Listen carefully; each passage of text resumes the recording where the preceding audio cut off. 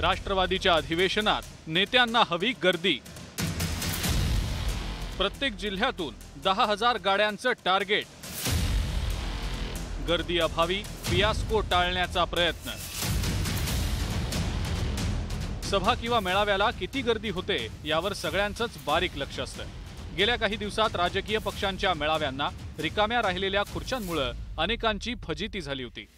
राष्ट्रवादी काँग्रेसच्या वर्धापन दिनाच्या निमित्तानं अहमदनगरमध्ये होणाऱ्या सोहळ्यात गर्दी अभावी फजिती होऊ नये याची राष्ट्रवादीच्या नेत्यांनी खबरदारी घेतली आहे। स्वतः अजित पवारांनी एका जिल्ह्यातून 10,000 गाड्या भरून कार्यकर्ते आणण्याच्या सूचना दिल्या आहेत। आपला जिल्हा 13 तालुक्याचा आहे आणि जिल्ह्यात किमान सगळी मिळून कमीत कमी 10,000 वाहनं तरी त्या ठिकाणी गेली पाहिजे। ही माझी तुम्हाला सगळ्यांना सूचना आहे, विनंती आहे।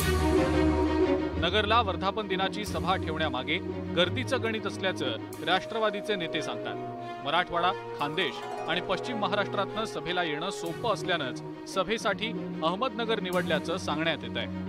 नगरमध्ये सभा घेत असताना आमचा प्रयत्न आहे नगर जिल्ह्याला लागून असणारे बीड, नाशिक, पुणे हे ते 3 जिल्हे आहेत, तिथनं पण कार्यकर्ते मोठ्या प्रमाणावर यावेत अशा प्रकारचं नियोजन आहे। गर्दी आणि लोकप्रियता याचा संबंध आता जोडला जाऊ लागलेला आहे। सभा आणि मेळाव्यांना गर्दी नसली तर विरोधकांकडून टिंगल उडवली जाऊ लागलेली आहे। इतरांचा अनुभव पाहता राष्ट्रवादीनं या गर्दीला थोडं जास्तच गांभीर्यानं घेतलंय। चंद्रकांत फुंदे, न्यूज 18 लोकमत, पुणे।